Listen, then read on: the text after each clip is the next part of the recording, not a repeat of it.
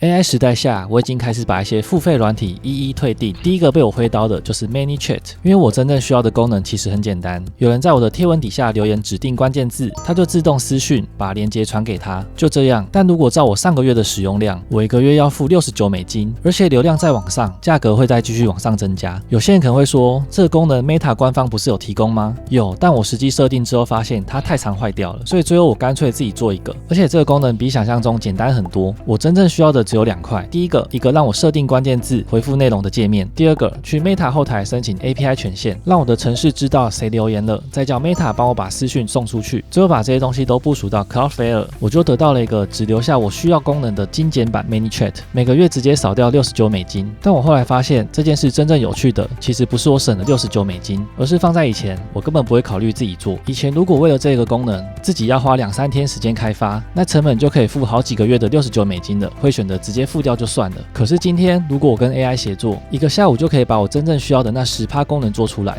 那這筆賬就完全不同了。所以我覺得 AI 不是讓 SaaS 失去價值，而是在重新畫 build 和 buy 的分界線。以前很多需求的答案幾乎一定是 buy， 因為 build 太貴、太慢、太難了。但現在 AI 正在把 build 的成本往下拉，所以很多以前理所當然每個月付錢的東西，現在都值得重新算一次。不過這一講的 build 不代表你什麼東西都要從零開始寫，其實自己做大家可以分2種，第一種是真的叫 AI 幫你做出自己需要的功能，像我前面的精簡版 ManyChat。第二種是直接拿別人已經做好的開源專案回來架回來改，這也是 AI 很大的一個改變。因為以前很多開源專案虽然免費，但對一般人來說根本沒有真的免費。README 打開來 Docker 環境變數 Port Database Reverse Proxy 每個字都看得懂，放在一起完全不知道在幹嘛。而且每個人的電腦環境又不一樣，版本少一個，套件沒裝， Port 被占用，第一步可能就卡半天。所以以前很多人看到 GitHub 最後還是會放棄，但現在你可以直接把整個 GitHub 專案丟給 AI， 然後跟他說我要把這個跑起來，你幫我處理。例如密碼管理器，很多人花錢訂閱 1Password 這類工具，但 GitHub 上有免費可以自己架的選擇，像是 Bitwarden， 所以我可以把 GitHub 連結丟給 AI， 跟他說幫我在這台電腦上用 Docker 跑一個伺服器端的 Bitwarden， 開好之後給我登錄網址， AI 就會把我需要的設定處理好，再把服務跑起來。接着我打開瀏覽器，註冊賬號就可以開始使用了。手機跟瀏覽器上一樣安裝 Bitwarden 官方的 App 和擴充功能，記得要安裝客戶端的服務，然後登錄的時候把伺服器位置改成我自己架的這一台。接下來存密碼，自動填入，手機同步，使用方法幾乎完全一樣，差別只有一個，以前後面的伺服器是別人幫我架的，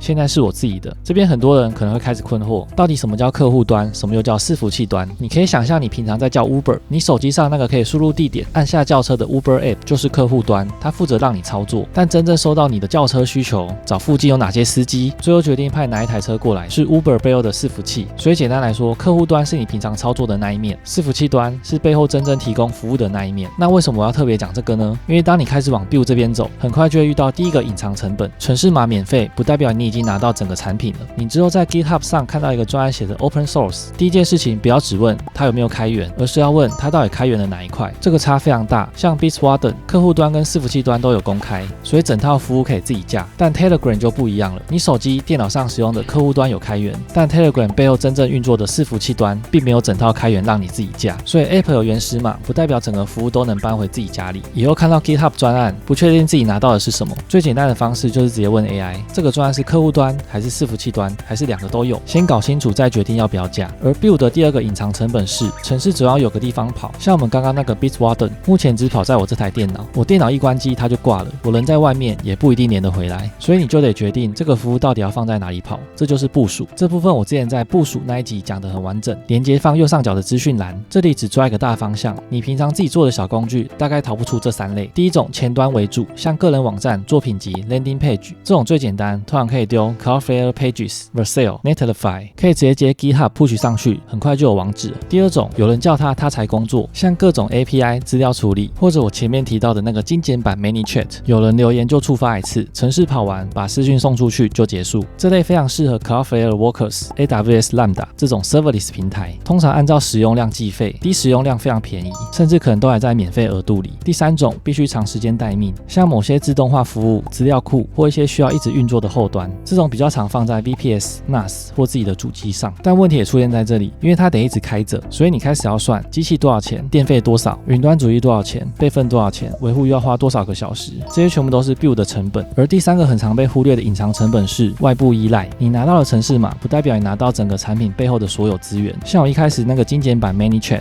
界面是我做的，程式也是我自己的，但 IG 到底有誰留言，這個資料在哪裡？是在 Meta。我要傳一封 IG 私人訊息給某個人，誰有權限幫我送呢？還是 Meta？ 所以即使前面的系統全部都是我自己做的，我還是得去 Meta 申請 API 權限。有些功能本來就不是自己能夠 build 得出來，你還是得拜，或者至少依賴第三方。很多開源專案也是一樣，你可能免費拿到了界面、後端，甚至整套程式碼，但它背後可能還是依賴搜尋資料、地圖資料、AI 模型、email、簡訊或其他第三方 API。這些東西未必是免費的。像我之前 SEO 那集介紹的 Open SEO 也是類似的概念，工具本身可以自己架，但部分 SEO 資料還是得從 Data for SEO 這類第三方服務取得。所以看到 Open Source 不要自動腦補成全部免費，程式碼免費跟整套服務零成本是兩件不同的事情。講到這裡，你可能開始覺得那 build 好麻煩，我是不是還是全部付錢就好了？其實也不是，因為這才是 build 和 buy 真正該算的地方。現在我在看一套 SaaS， 不會先問有沒有開源平替版，而是會先算兩筆賬。第一筆 buy 的成本是什麼？月費、席次費、流量費、升級費，還有未來被平台綁定的成本。第二筆 build 的成本是什麼？開發時間、算力、部署、第三方 API、資安、備份、維護，還有最容易被忘掉的一個，我的時間。哪一邊總成本比較低，我就選哪一邊。所以我的判斷準則很簡單，當自己弄的總成本大過付費版，就乖乖付錢。而很多時候 build 會輸在三件事情。第一個，算力成本，有些系統本來就很重，資料庫、搜尋、排程、自動化全部一起來，像 Supabase、N8N 這類工具，當然可以自己架，但如果最後為了省訂閱費，反而租了一台更貴的機器，24小時在跑，那到底有沒有比較省，就要重新算。第二個，規模成本，一個人使用可能幾乎不用錢，但變成10個人、50個人之後就完全不一樣，流量、檔案、資料庫、備份、權限管理全部一起漲，所以一個人自駕很便宜，不代表100個人自駕也很便宜。第三個，生態系成本，有些產品真正值錢的不只是功能本身，像 Notion 在 GitHub 上有個平替的版本，頁面有 ，Database 有，筆記也有，看起來好像全部都能搬，但 Notion 背後已經累積大量的模板、教學、第三方整合、自動化工具，你的團隊甚至可能已經全部習慣它的操作方式。今天換掉之後，這些東西全部得重新找、重新做、重新學。所以有些產品不是功能無法平替，而是功能可以平替，但生態系很難平替。這些全部都是成本，所以不要只看到這個 SaaS 一個月$20，然後覺得自己架免費。沒有，你的時間也是錢，機器也是錢，維護也是錢。